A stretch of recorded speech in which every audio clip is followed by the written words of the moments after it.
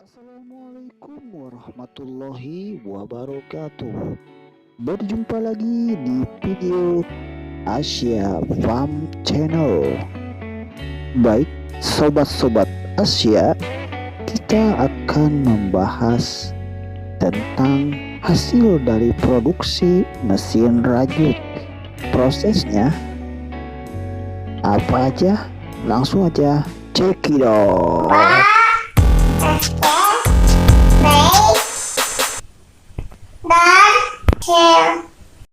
Bagaimana caranya pembuatan kain grey dari proses mesin keniting rajut?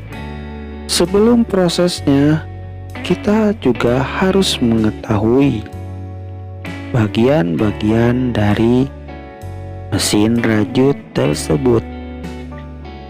Apa aja yang menjadi bagian dari terbentuknya kain grey mesin rajut? Nah, itu mesin rajut dibagi menjadi dua, yaitu mesin rajut keniting dan mesin rajut datar. Nah, yang akan saya bahas yaitu mesin rajut keniting. Oke, Sobat Asia, mari kita bahas dan mengenal bagian-bagian mesin rajut proses pembuatan kain grey. Yaitu pertama dari bahannya dulu, bahan atau materialnya, juga mesinnya. Terus yang ketiga yaitu SDM-nya. Itu tidak bisa dipisahkan karena dari bahan, mesin, juga manusia itu sangat berpengaruh terhadap hasil dari mesin rajut tersebut. Nah, kita bahas bagian-bagian dari mesin rajut. Oke. Itu ada yang namanya yard feeding. Apa itu yard feeding? Yaitu berfungsi sebagai penyuplai rak benang atau dari rak benang ke feeder ya, itu bagiannya. Ada yang juga namanya feeder itu pembantu atau penyuplai atau pembantu benang ke jarum pelantara.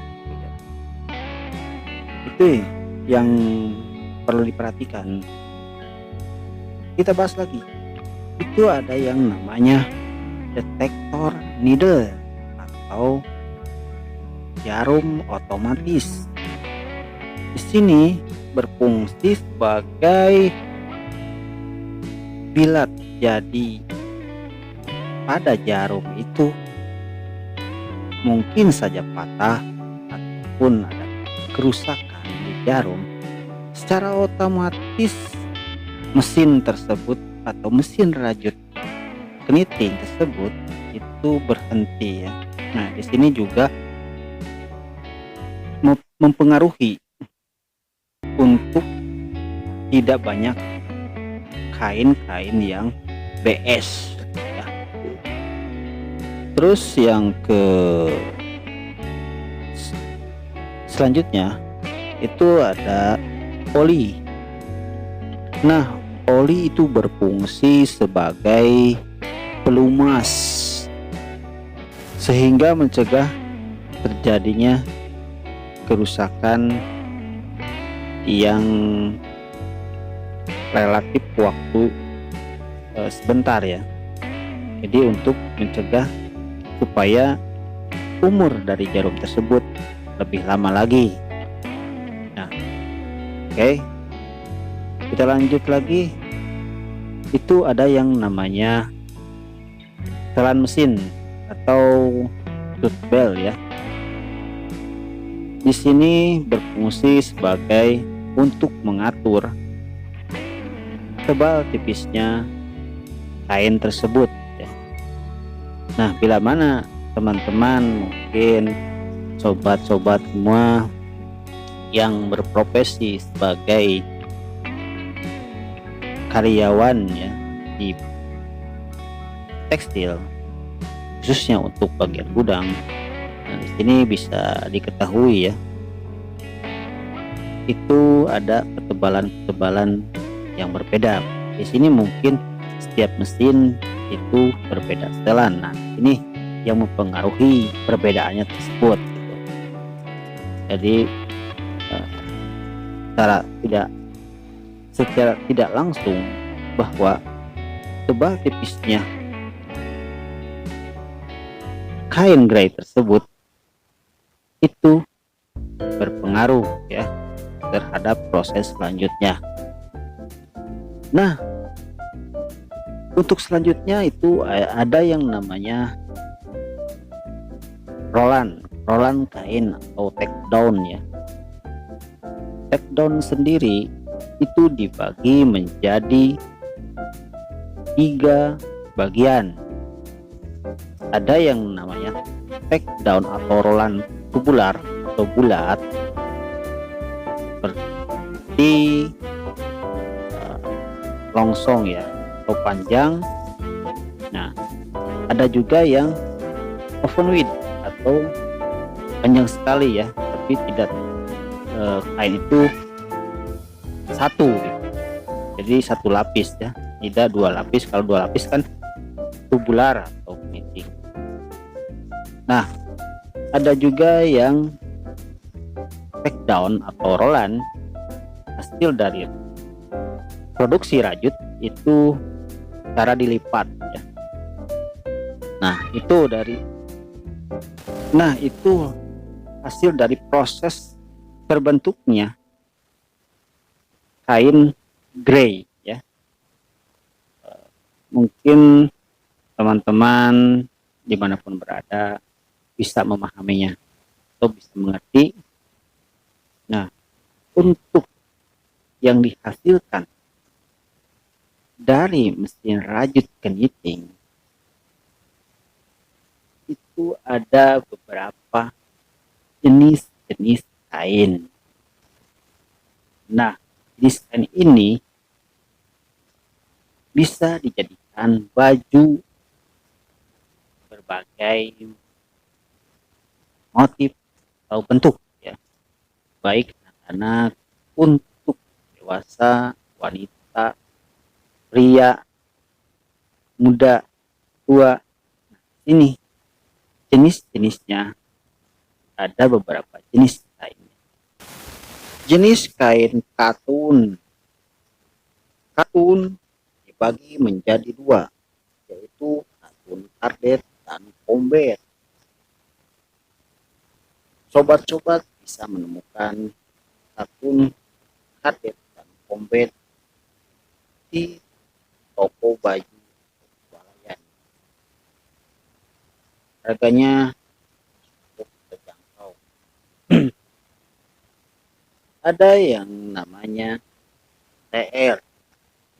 Nah,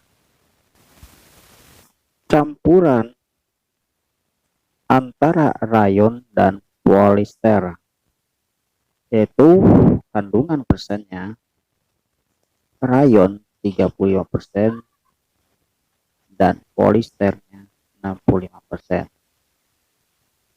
Nah, untuk TC itu sendiri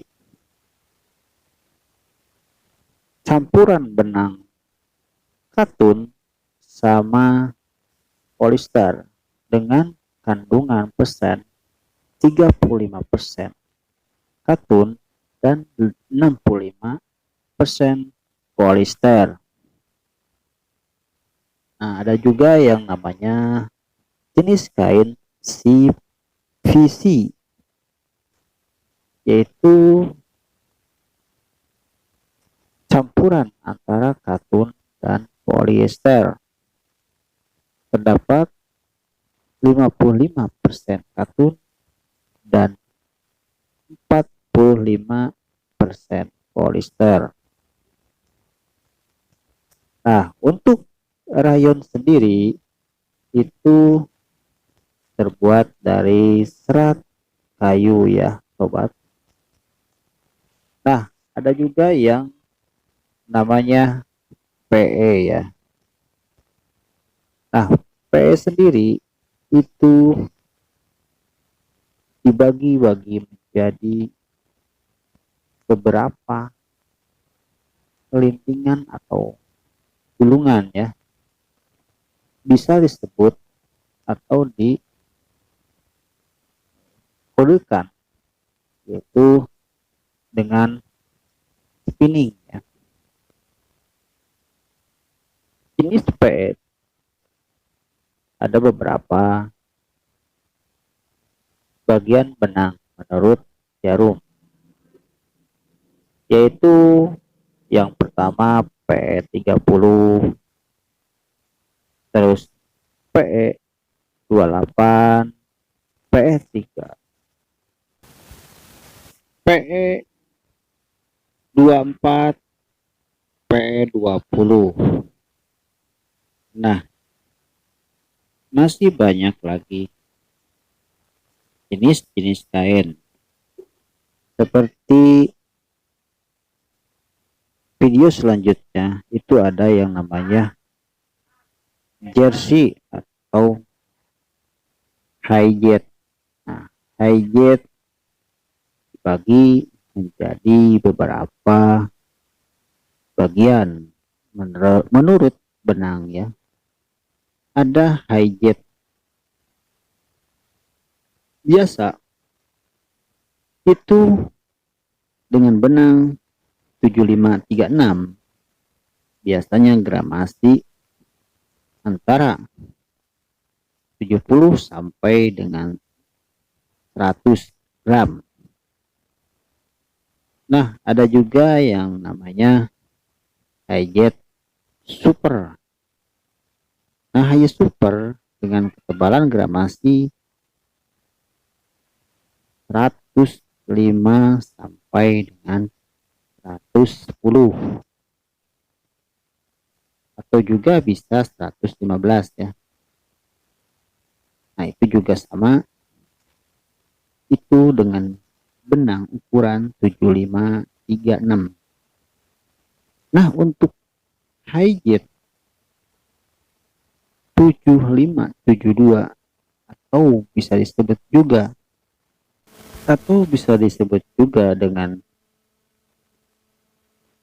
high jet piskin, itu dengan gramasi 105 sampai 120 ya. Cara membedakan antara high jet super atau dengan high jet piskin, nah ini kita bisa membedakan. Kalau high jet super atau high jet biasa itu dari konstruksi atau dari rabaan kita, pentilnya itu agak keras ya.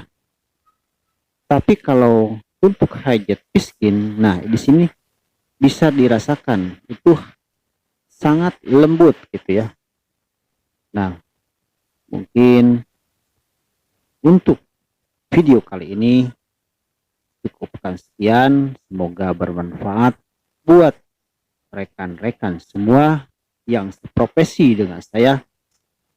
Semoga kita diberikan kesehatan dan kelancaran dalam melakukan aktivitas yang kita lakukan. Terima kasih atas perhatiannya.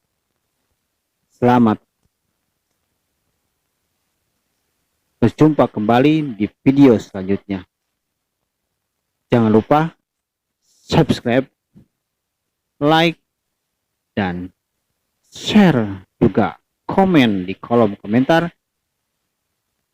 Bila mana ada pertanyaan atau saran, bisa ditulis di sana ya. Terima kasih. Wassalamualaikum warahmatullahi wabarakatuh.